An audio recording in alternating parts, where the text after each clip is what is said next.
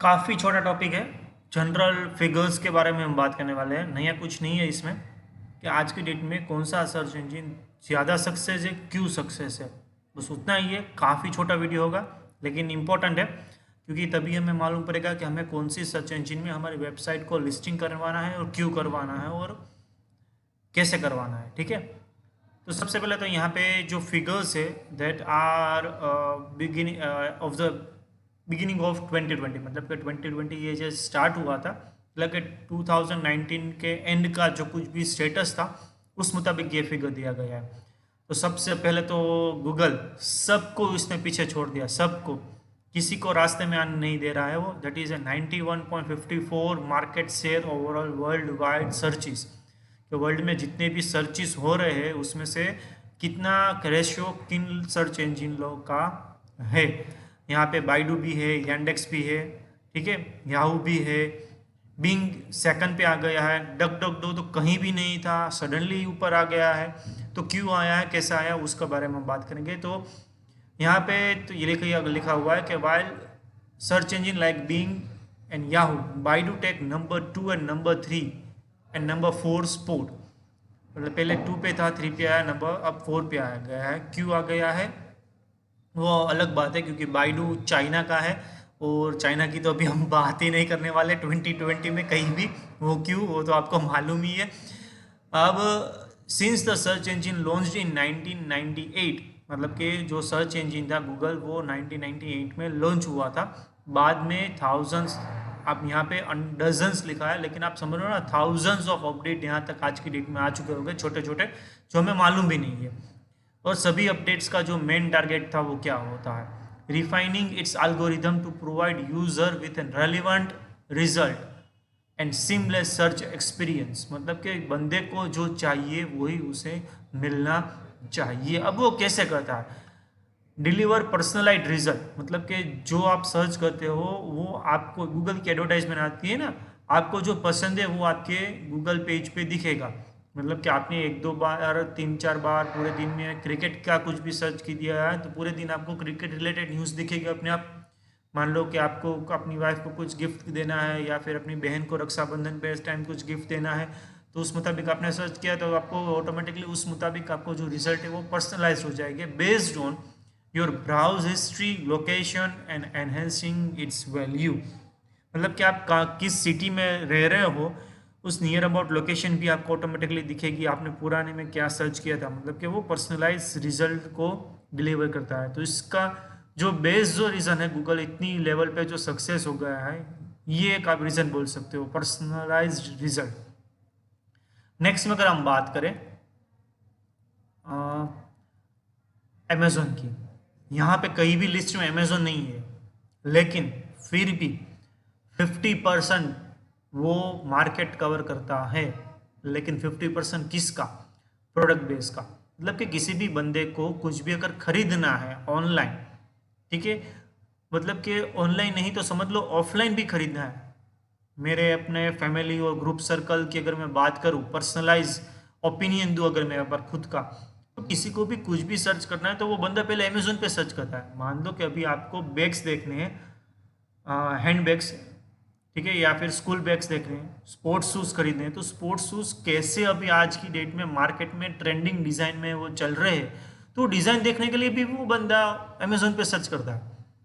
कि मतलब कि उसका तो पुराना डिज़ाइन हो गया है तो नया डिज़ाइन मार्केट में क्या क्या चल रहा है, बाद में वो मार्केट में, लोकल मार्केट में जाके वो ऐसी डिज़ाइन ढूंढेगा कि भाई ये पसंद नहीं है दूसरा कुछ दिखाओ, ये पसंद नहीं है दूसरा कुछ दिखाओ, जहाँ तक उसको जो पसंद आया वहाँ, मतलब कि उसके माइंड में जो डिज़ाइन सेट हो गई थी वो उसे मिल ना जाए, वहाँ तक वो अमेजोन पे जो उसने देखा था वहाँ तक वो मार्केट में घूमेगा।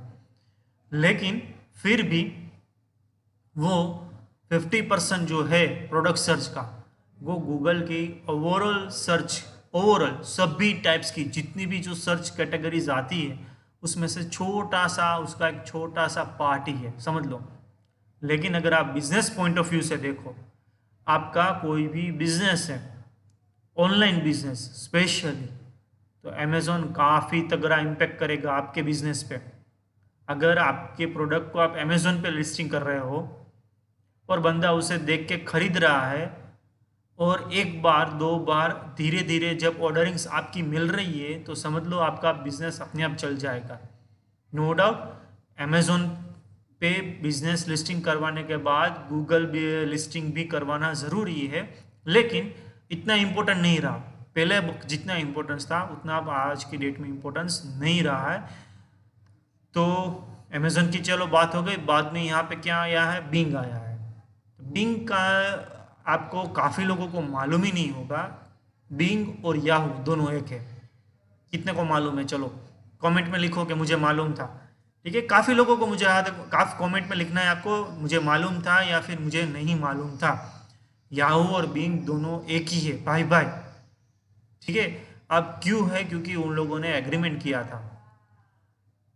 2009 में माइक्रोसॉफ्ट ने याहू को अप्रोच किया था, और जो याहू का स्क्रीन पे आप जो कुछ भी देख रहे हो सभी बिंग प्रोवाइड कर रहा था।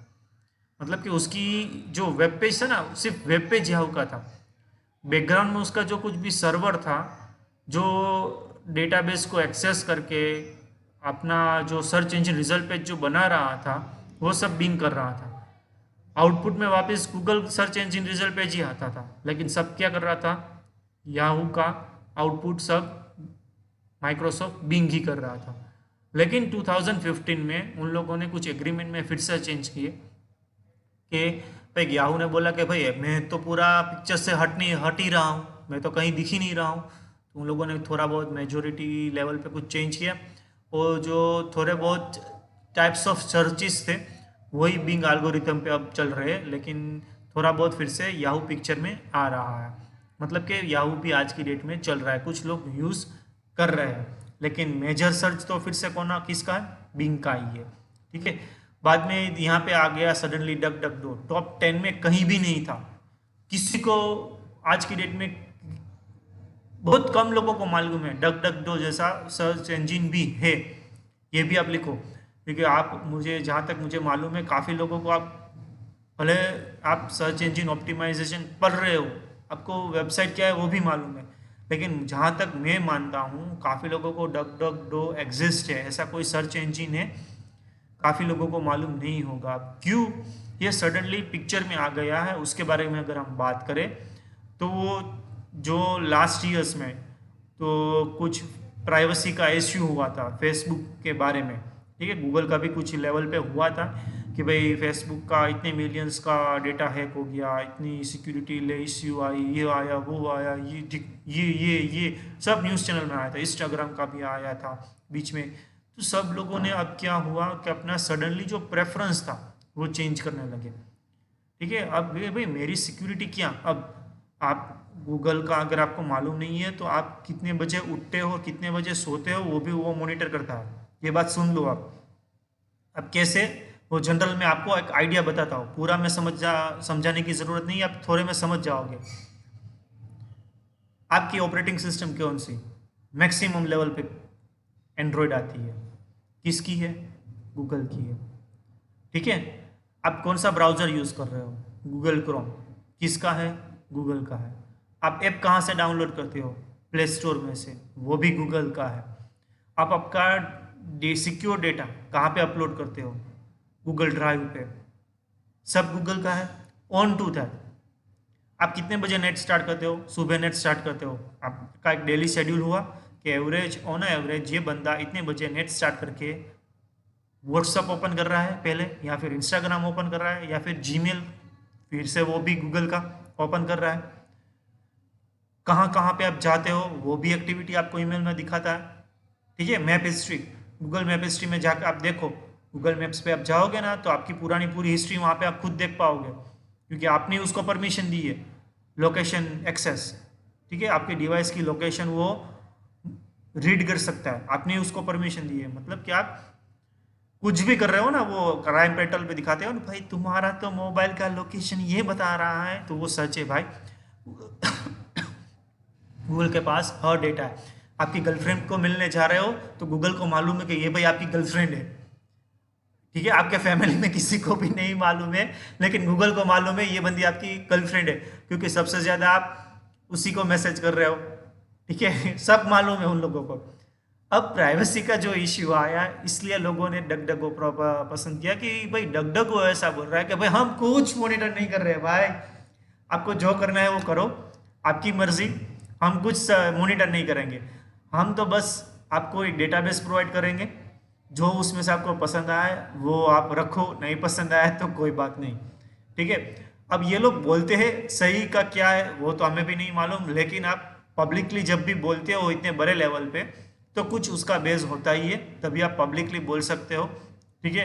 वरना तो कोई ना कोई इस पे इमीडिएटली, जैसे कि गूगल ही ऑफिशियल केस फाइल कर सकता है, भाई ये तो डग डग ये बोल रहा है प्राइवेसी के बारे में, लेकिन ऐसा तो कुछ है ही नहीं, ये सब चीज़ मॉनिटर कर रहा है, देखो मैंने पुरानी सर्च हिस्ट्री ये रही। ठीक है।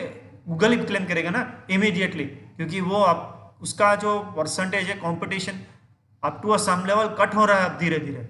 जहाँ 2018 में सिर्फ 16 मिलियन सर्च थे, एक ही साल में वो डबल केस हो गए, एक ही साल में। मतलब कि वो कितनी तेजी से वो डग डग डो आगे बढ़ा।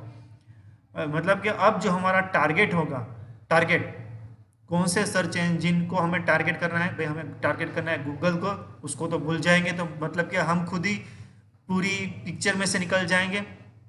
सेकंडली हम टारगेट करेंगे बिंग को, और थर्डली अगर हमें टारगेट करना है तो हम डग डग गो को टारगेट कर सकते हैं, क्योंकि धीरे धीरे लोगों का जो प्रेफरेंस है, जो पसंद है, वो बदल रही है।